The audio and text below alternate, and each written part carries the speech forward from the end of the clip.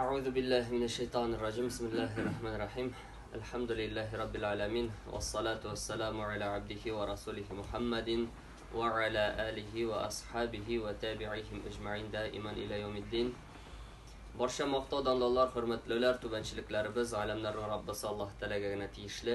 Ko'nglarimizdan chiqqan salovat shariflar, hurmatli, suyukli, qadrli bo'lgan payg'ambarimiz Muhammad Mustafa sallallohu alayhi va sallamga bo'lsa edi. Aning ahli beyti, sahabelarga, tabiinlarga ham to'g'ri yo'ldan boruvchi barcha mu'min musulmonlarga Alloh taolaning salomlari, rahmatlari ham barakatlari bo'lsin. A'udhu billahi minash shaytonir rojim. Alloh Rabbimiz Qur'onda aytadi: Allahu valiyyullazina amanu yukhrijuhum minadh-dhulumati ilan-nur diye. Durustlikda Alloh taolo iymon keltirgan bandalarning valiyi, do'sti diye. Ol Alloh ularni qorong'iliklardan nurga chiqaradi. Ham Alloh taolo davom etadi: "Vallazina kafaru awliya'uhumut-taghut yukhrijunahum minan-nuri ila-dhulumat." Kafirlarning iptashlari, kafirlarning do'stlari ul tag'ut diye. Alloh taoladan boshqa g'ibodat qilinadigan zotlar, Alloh taolaning qonunidan boshqa qonunlar alarni ol diye shiğaradır nurdan, yoqtiliqdan qorong'iliklarga de. Ulaika ashabun nari hum fiha khalidun. Alar jahannam ahillari ham alaranda mangaga qolirlar de. Allah subhanahu wa ta'ala bu oyatda, bu Baqara surasi, Allah subhanahu wa ta'ala aytib ketadi. Allah Rabbimiz o'zi do'sti, iptashi, yordamchisi iymon keltirgan bandalarning. Ham Alloh taolo ularni qorong'iliklardan minaz-zulmi ilan-nur deb aytmay, minaz-zulumati ilan-nur de. Qorong'iliklardan shiğara yoqtiliqqa de. Demak, mana bu oyatni g'ilim ahillari anglatalar tubandagicha. Qorong'iliklar, ya'ni adashular, satashular, taypilatirgan yo'llar alar bik ko'p turli de. Nodonlik qorong'iligi, g'ilimsizlik qorong'iligi, imansızlık qorong'iligi alar bik ko'p turli. Nur, yoqtiliq, to'g'ri yo'l ul birgina, haqliq ul birgina bo'la, durust din ul birgina bo'la ala. Birdan bir g'ibodat qilinadigan zot Alloh ul o'zida birgina, aning tengdashi iptashi yo'q.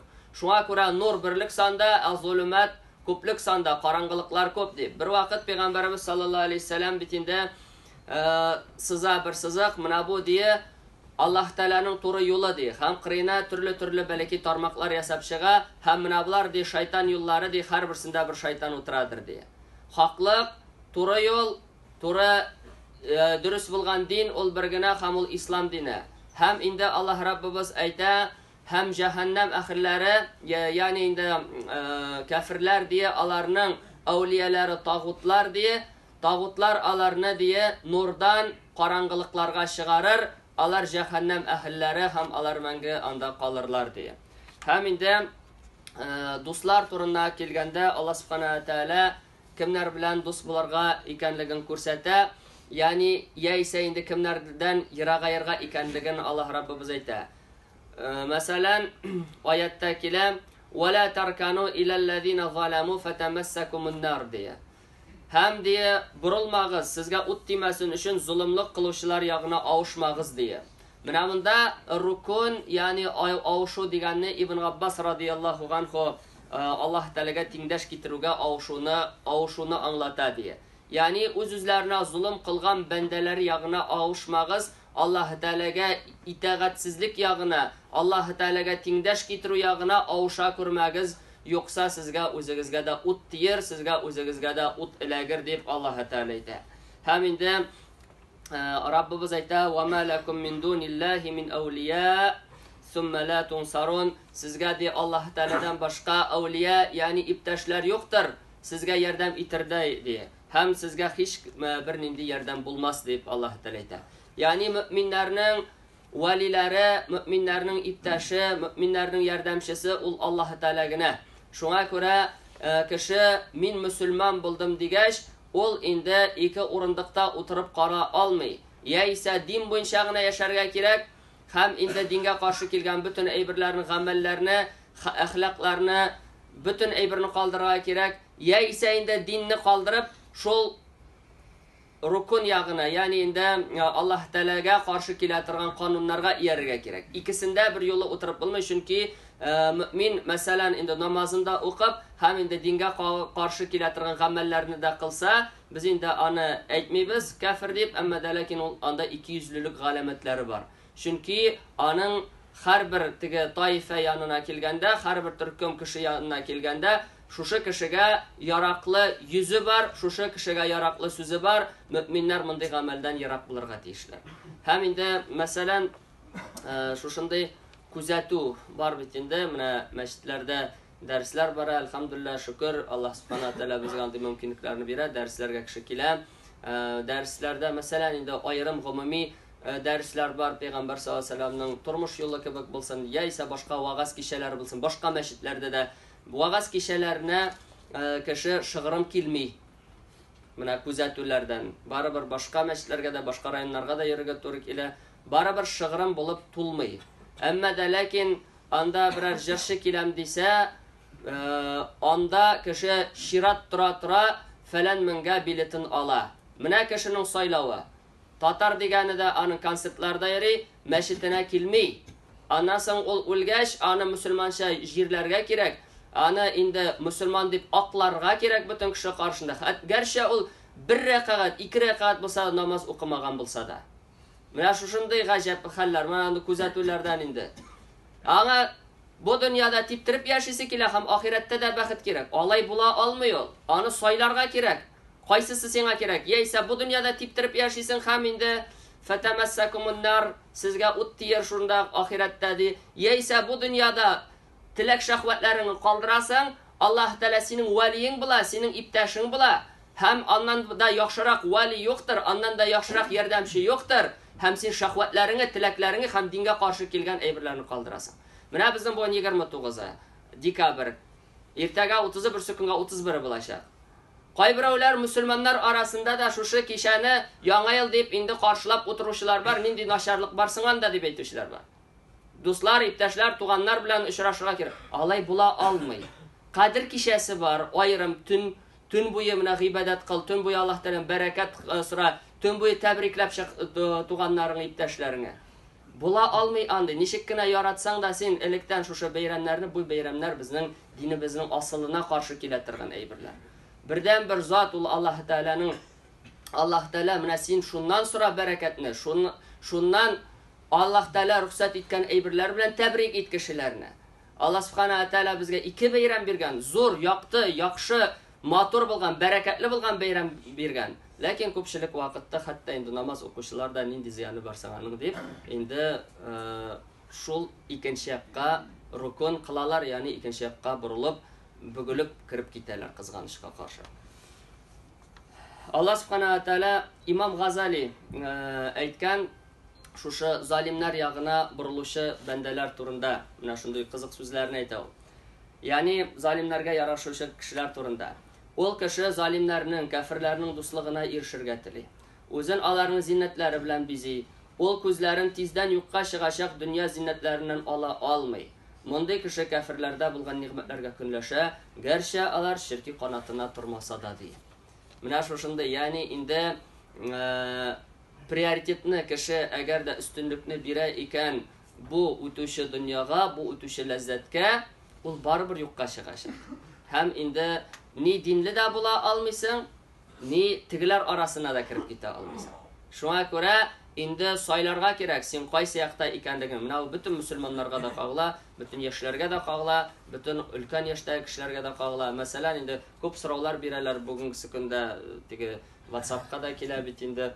Biz indi müftide bulmasak da, lakin indi qaybirowlar fikirleşe, kengeşleşe, balalarga şu Yangi yıl bulaklarını alma meselesi, kış babay bulagını alma meselesi, babaları mesela indi bulag ite Yangi yıl deyip balalarga, mına bu meselede nişegrek reaksiya bularga tiyiş deyip ayteler. Biz indi mına bu kişkineden balalarımızga da anlatırga tiyiş biz, biruşi da aluşi da Allah ikenligine. Allah Teala ol muldan biruşi. Mesela indi rasihuna fil ilmi deyip kilabit indi Allah Teala Kur'an'da Ali İmran suresinde aytam, ilimde yukarı dereceye erişken kişiler bulay deyip dua kılarlar diye. Rabbana la tuzigh qulubana ba'da iz hadaytana ve hab lana min ladunka rahmeh innaka entel vehhab. Ey Rabbimiz, bizni hidayatga ko'ndirgandan so'ng yuraklarimizni diningdan taypildirma. Bizga o'zingdan bo'lgan rahmatingni nasib et. Ham bizga alhamdulillah durustlikda sen al-Vahhab, durustlikda sen endi muldan bo'lak etuvchi, muldan beruvchi deb duo qilalardi. Ya'ni endi mana bu aybirlarni kichkina vaqtdanoq endi biz anglatirga tegishmiz. Ham o'zimizning ana endi yish so'laymiz, har bir xutbada bo'lmasa-da endi yish qabatlab turamiz. O'zimizning diniy bayramlar bo'lgan payg'ambarimiz sallallohu alayhi vasallam anglatib qoldirgan ikki bayram bor. Mana shularni yangi yildan yaxshiroq etib uzdirga kerak. Mana shuni endi kichkinadan singdirga kerak. Alhamdulillah. Ham endi masalan endi tag'in aytibsiz kelgan so'z payg'ambar sollallohu alayhi vasallam aytadi, kishi o'zining do'stining dinida deya, shulay bo'lgach, kimlar bilan do'st bo'lishni qarasin deya. Ham endi payg'ambar sollallohu alayhi vasallamning aytgan so'zi boyni boyligi sababli maqtovchi dinining 3dan 2 ulushundan mahrum qoladi. Boyni boyligi sababli maqtovchi dinining 3dan 3 ulushining 2sidan mahrum qoladi. Ham endi Allah subhanahu wa ta'ala ikinci bir oyatda aytadi: "Faqimus salata va atuz zakata wa'tasimu billahi huwa mawlakum fa ni'mal mawla va ni'man nasir." de. Allah subhanahu wa ta'ala aytadi: "Namoz o'qig'iz, zakat to'lagiz, ham Alloh taolaning fazlini yabishig'iz, ya'ni barliq ishlarda da Alloh taoladan yordam so'rag'iz. Alloh sizning mavlagiz, nindi go'zal mavla, ham nindi go'zal yordam beruvchidir Alloh taolo" deya. Mana bu oyatni anglata Ibn Kathir qabul etigiz bu büyük ne'matni shukr etib. Ya'ni imanni shukr etib qabul etigiz. Alloh taolaning haqlarini ul farz qilgan amallar orqali o'tagiz, qaytarigiz. Sizga vajib qilganga itoat etigiz, harom qilgandan saqlanig'iz, qoldirig'iz alarni. Shundaylarning eng ahamiyatlari albatta namoz o'qish, zakat to'lav deya, ham Alloh taolo maxluqlarga qarata yaxshi bo'lu deya. Wa'tasimu billah deya, ham Alloh taolaga niqlab yopishig'iz deya. Huwa mavlakum, u sizning xo'jag'iz deya, yordamchigiz, soqchig'iz, fa ni'mal mavla va ni'man nasir. Ham nindi yaxshi xo'ja, nindi yaxshi yordamchi, nindi yaxshi saqlovchidir Alloh taolo, fa ni'man nasir, ham nindi yaxshi yordamchidir Alloh taolo deya. Ya'ni endi mana bu oyatlarda qisqachagina anglatirga tilak bor edi. Mümin o'zining dinida o'zining e'tiqodini to'g'ri bo'lirga teyish. Zamonalarning o'zgaruvine qaramasdan ham Allah Rabbimiz qo'shganni, payg'ambarimiz sallallohu alayhi vasallam ko'rsatganni haq etib qabul etirga teyish, ham endi shu yo'lga to'g'ri kelmay turgan boshqa yo'llarga kirib ketuvdan saq bo'lirga teyish. Yo'qsa endi dindan yiroqayta turgan, Alloh taolaga tengdashlik keltira turgan, dinga qarshi xilaf keltira turgan yo'llardan saq bo'lig'iz, alarga taba olmag'iz, kakraymagiz, yo'qsa sizga o't ter deb Alloh taolo bizni endi o'zi kesata. Mana shusha Alloh Rabbimiz bizga nasib etdi. Ikki g'ayit, alhamdulillah, alardan da zo'rroq bo'lgan jum'a kuni, mana shusha kunlarni endi hurmatlarga kerak. Rabbimiz Alloh taolaga tubanchilikli bo'lirga kerak. Rabbimiz Alloh taolo rozi bo'lgancha endi yasharga nasib etsin. Baribizga da ham endi o'zimizning musulmon xalqlarining endi alhamdulillah dinda birlashib olg'a taba xalq bo'larak, millat bo'larak, ummat bo'larak shashak otun ko'riga har boshqalar bizga da nasib bo'lsa edi. Ko'riga nasib bo'lsa edi. Va aqulu qawli hada va astaghfirullah li va lakum va li sayri jamaatil muslimin innahu al-ghafurur rahim al-jawadul karim as-sami'ul alim sami'ud du'a.